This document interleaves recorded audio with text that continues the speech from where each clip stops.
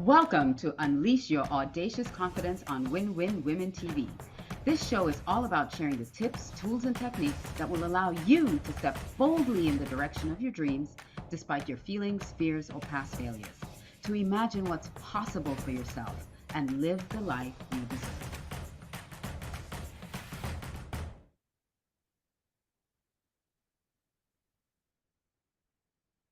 Well, hello, and welcome to this episode of Unleash Your Audacious Confidence here on Win-Win Women TV. I'm your host, Alicia Couri, and today is a phenomenal show that I'm going to share with you because it's all about our own, like taking responsibility for our own health, especially our breast health. But before I get to that, I want to encourage you to go check out winwinwomen.com. Check out our store. If you're a woman that's seeking to be in more networking environments with other women, go check it out. If you're looking to start your own show or podcast, or you wanna do what I'm doing, you wanna have your message go out there to other women, check out our website, redcarpetceo.com. When you scroll down, you'll see the Win-Win Women logo. Click on that and you can become a show host just like me. So go to Win-Win Women, it's a tongue twister, right? winwomen.com. Check it out. And then also go to redcarpetceo.com. We have a lot of information on our shows, past shows, and also you can become your own show host if you check it out there. And join our mailing list. Please join our mailing list so you're in the know for when stuff comes up, because we always have a lot of things going on around here and we want you to know about it. So today's show, we're talking about breast health. And I did a pre-show a few minutes ago where I was sharing that I met this woman years ago, and she was telling her story of discovering breast cancer. And just within days, she had to make a decision about whether or not she was going to have a mastectomy. And the way her story went is she went to the doctor, they discovered a tumor, and immediately sent her to do genetic testing. It turned out she tested positive for the BRCA1 and BRCA2 gene. They call it the breast cancer gene. And she made the decision right then and there in that moment to have both of her breasts removed. And not only did she make that decision to have a double mastectomy, she did some research as they were scheduling out her surgery and everything, because they wanted to know, do they do the surgery and then do reconstruction? And she did some research on implants and said she didn't want that in her body because from a lot of the research, some of those implants can actually then cause secondary cancers in your body.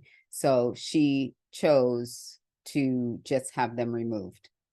And I thought, my goodness, what a brave decision. And I wanted to at the time I had a different show and I wanted to interview her on that show, but it never worked out for us. But I didn't realize that I would have my own story to tell one day.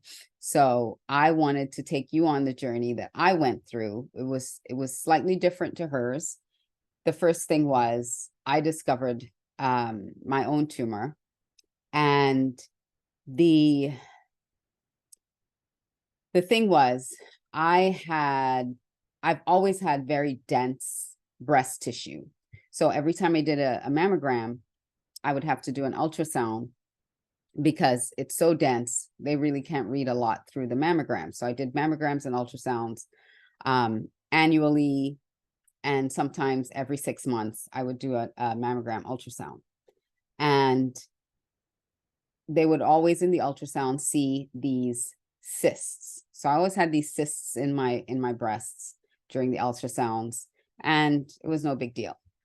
Well, back in 2019, I felt like so many of these cysts. I felt them in my breast, lots and lots of cysts. And I went to do the ultrasound, and they discovered, I think it was 8 of them in there. And not only were they in there, they had grown over a period of 3 or 4 months. They had really increased in size. In fact, they were so, they had grown so much that they were protruding like out of my skin. You could see them protruding. So I had to have them aspirated. Now, because they were so abundant and because they were so large, I ignored a tiny, tiny little, it felt like a little seed. I felt a seed-like mass, but it was so tiny that I ignored it because it couldn't mean anything. It was just a tiny little, it felt like, if you ever rub like really coarse salt between your fingers, it felt like coarse salt. So it was like, really small. And so I didn't pay it any attention. So we did the aspiration of all the cysts, and I didn't say anything on the table while they were doing the aspirations. And after that, I had to do a mammogram and ultrasound to get a new baseline. I didn't say anything during the mammogram, but then while I was on the table during the ultrasound, I finally spoke up. Now, why didn't I speak up before? Well, I didn't want to disturb the doctor. I'm like, it's probably nothing. And why say something when it's probably nothing? So I didn't say anything. When we were doing the mammogram, because of where it was positioned, they couldn't really, like the mammogram couldn't reach it. Let's just say it that way. The way it was positioned, the mammogram was never going to find it. And then finally laying down at the ultrasound, she went through all the stuff, but she never went up under my arm. So I'm like, all right, time to say something, because she kept using the ultrasound wand in the places where the cysts were, just to make sure all the cysts were accounted for. So I spoke up then, and I said, I feel something like up in this quadrant here. Can you check it? And she did. And then her face was like, did you tell the doctor? I'm like, no. She's like, did you tell the mammogram technique? I said, no. She's like, okay, hold on. And she went and came back and says, the radiologist wants to speak to you. And that's when the radiologist said, we need to have that biopsied because it looks suspicious. So that was the first indication that tiny, tiny little mass was suspicious, and it was not something I should ignore. Well, COVID showed up and they canceled all elective procedures, and I had to wait several months. So I waited, it wasn't until closer to the end of 2020 that I finally get the biopsy done. Again, thinking it was nothing. I shouldn't have to, it's going to come back as nothing. It's so tiny. But what happened in that time, in that year that I waited to get it done, it wasn't one mass, it was now 3 masses, and they were kind of all clustered together in that spot. So when I got the results back that it was DCIS, they only biopsied one of the 3 masses. They said they all look kind of the same, so they're just going to biopsy one. And then I had to make a decision, because they're like, well, it's cancerous, so we're going to have to do something about it. The first breast surgeon I went to, she, during our consultation, so this is where I felt what this other person was sharing with me, this other woman was sharing with me her experience, because I'm sitting there with the breast surgeon, and she's telling me that her recommendation is for a left breast mastectomy. And I'm sitting there thinking to myself, we have 3, albeit 3 tumors. They're millimeters like 1 millimeter or 2 millimeters in diameter, and I need to take off my entire breast. And she said, this was her reasoning. She said, well, you'll never have to worry about breast cancer in that breast anymore if we take it out. And I thought, to do such an invasive surgery, to actually lose my breast so I don't have to worry about cancer anymore, it just felt a little bit extreme, in my opinion. Now, anyone else can have a different reaction, can look at this situation differently.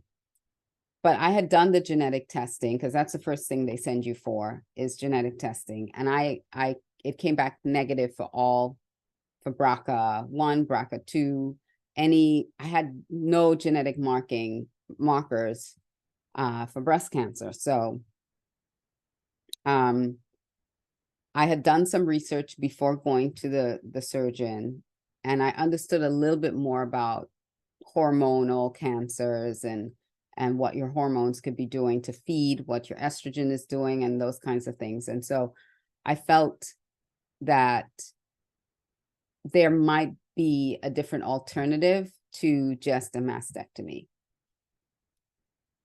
But I'll tell you, my first instinct was about my own womanhood. Like, how would I feel to look down and recognize that I only had one breast? I only had one. Because I'm not sure whether or not I would want to have an implant. That was the other thing. I didn't know if I'd want. So how would I feel with just one? Just one. And then possibly wearing a prosthetic. A bra with one side and then the other side is mine. I couldn't really process that image in my mind, because as soon as I started thinking that way, immediately rose up within my spirit, don't you dare. No, don't just give up. Don't just allow one doctor's opinion to lead you down that path until you explore more options. So I decided that I wasn't going to be treated by that doctor, and that I was going to wait to find the right doctor for me. And in the meantime, I did do more research on hormones. I hired a health coach who specialized in hormone therapy, and I was doing things to improve my health, improve my hormones, improve the metabolism of my hormones. How were my hormones being metabolized through my body? Were they creating these toxic offshoots of hormones that was actually feeding into the cancer? So those are the things that I was doing for myself in the meantime. And then a good friend of mine found the surgeon that I ended up treating me. And I didn't know there was such a thing as oncoplasty. She specialized in oncoplasty, which is using your own breast tissue to reconstruct your breast after removing the tumor and the margins around the tumor. And so what really convinced me was she had told me that, looking at the pathology of the biopsy, that they believe that it's not just pure DCIS, that there was an aggressive component within the tumor as well, but they couldn't quite, because they had only done one biopsy, they didn't have enough sample to really understand what that other component was.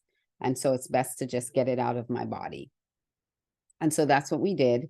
And we went through that surgical procedure where she took a great cross-section of breast tissue out, and then reconstructed the remaining breast tissue.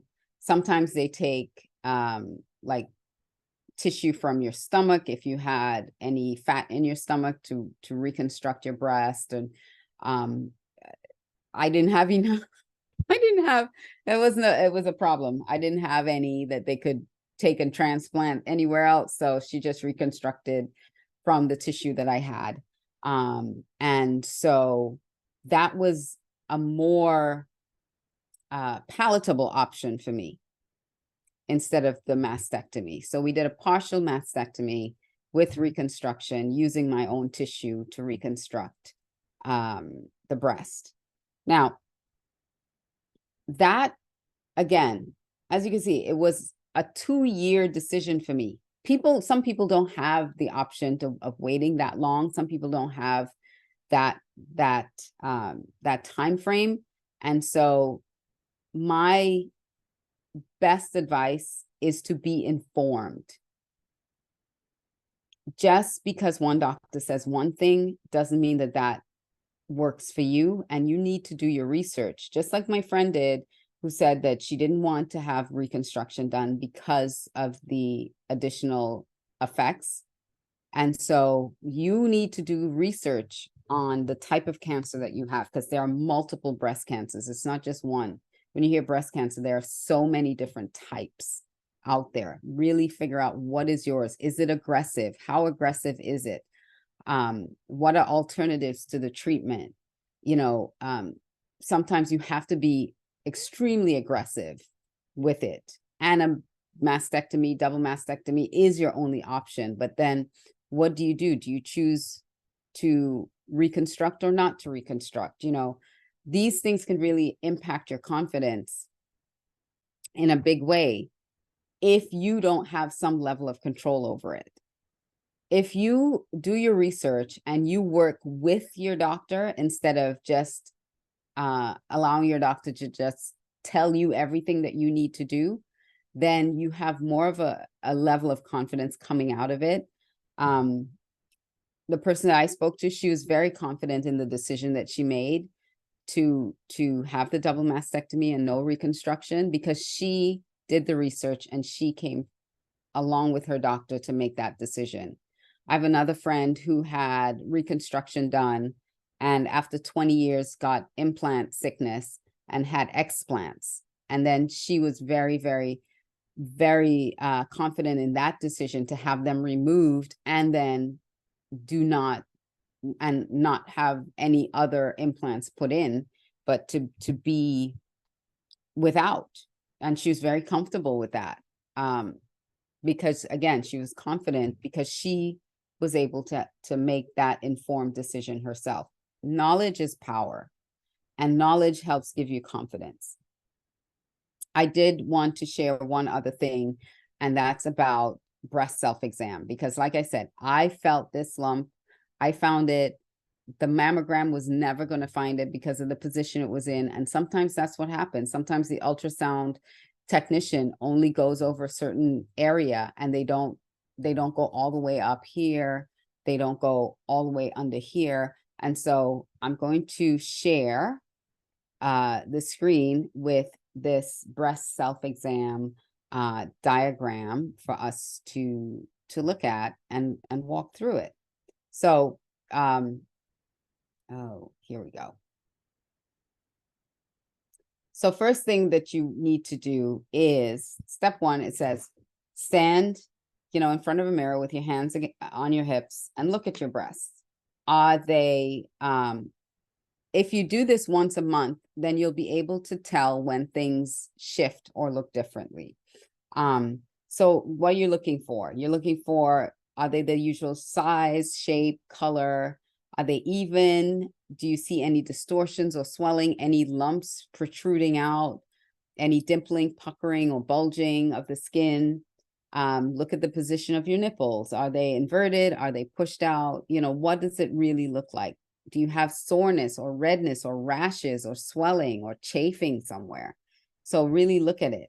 And then you raise your arms and you look at them again. Are they even? Do they look the same month after month after month? If you touch it, if you press against the nipples, Do you have any kind of discharge or anything? Unless you're breastfeeding, your breast shouldn't have any kind of discharge. So look for any signs of fluid coming out. If it's milky or watery or yellow or bloody, that's a signal to immediately go to the doctor. Don't wait. And then if you're feeling for lumps, lay on your back, put a pillow under the shoulder of where you're going to examine, like along your back up to your shoulder, and then you raise your arm over your head, and in concentric circles using closed fingers, you're going to go around the entire breast, and feel for anything from all the way up, all the way around, underneath your armpits. And you're going to feel for anything that feels any type of irregularity.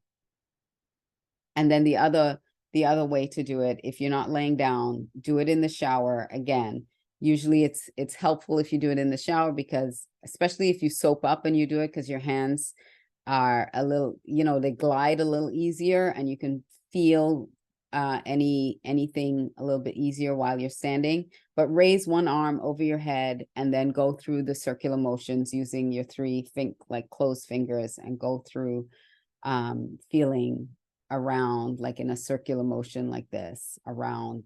And if you find anything, again, like I said, there's no such thing as crying wolf. Even if it is benign, even if it is a cyst or just a cyst or a muscle pull or something like that, still go see the doctor, because I ignorantly thought that what I was feeling, because it was so small and so insignificant compared to the huge masses that I was feeling at the time, that it was nothing. But that nothing turned out to be something. So go, even if you don't think or it'll go away, it's the earlier that you can discover something, the better. Breast cancer tumors double in size. They double every 90 days. So something that feels insignificant now, in 90 days, could erupt into something so much more. So if you feel anything at all, and it takes 2 to 5 years for a tumor, for cancer cells to cluster enough for you to feel some kind of tumor. So if you feel anything at all, go to the doctor, have it checked out, make sure that you are taking responsibility for your own health. You're informing yourself, and you're staying up to date with your own breast health. So if you start, like, this is the beginning of the month, perfect time. So if you start it the first of every month, then the first of every month, I'm going to do my self-exam, I'm going to do my check, and it doesn't take a long time. If you do it in the shower, if you do it, just before you go in the shower, put your hands on your hips, just look at yourself, become a good student of your body. Look at it, notice it, lift your arms up, see if there are any changes, if anything looks different. And then in the shower, you can do your self-exam, one arm up, and then you start feeling around, going around in circles, and start high all the way around until you get to the nipple. And then, just test to see if you have any kind of discharge. And then you do the other arm, you do the other side, the same thing, use your fingers, your 3 fingers, and you go in concentric circles around. And if you forgot to do all of that, and you go to bed and you're laying in bed that night and you're like, oh, it's the first, I didn't do my exam. You could do it while you're laying there in bed. Just stuff the pillow under your arm, under here, raise your arm and go around and do your thing.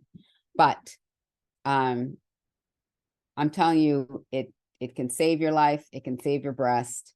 I I think too many young women don't know about this, don't know how to do a breast exam.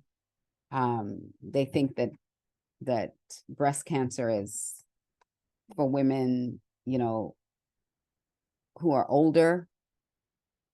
And the alarming thing is that women younger and younger are being diagnosed with breast cancer. Women of childbearing age. I saw a story of one woman. She was in her early 30s when she was diagnosed and pregnant. And so it can happen at any time, especially now with all these hormonal breast cancers that are popping up. So pay attention to your hormone health. If you're perimenopause or going through menopause, do some hormone testing.